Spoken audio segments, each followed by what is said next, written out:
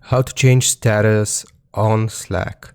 So here, once we have logged into Slack, then from the top right corner, you will be able to see your profile icon. So if we just click on it, then we will see this option to update our status with the emoji. So if we click on here, we can do in a meeting, commuting, out sick, vacationing, or working remotely. And we can also set a specific custom status here.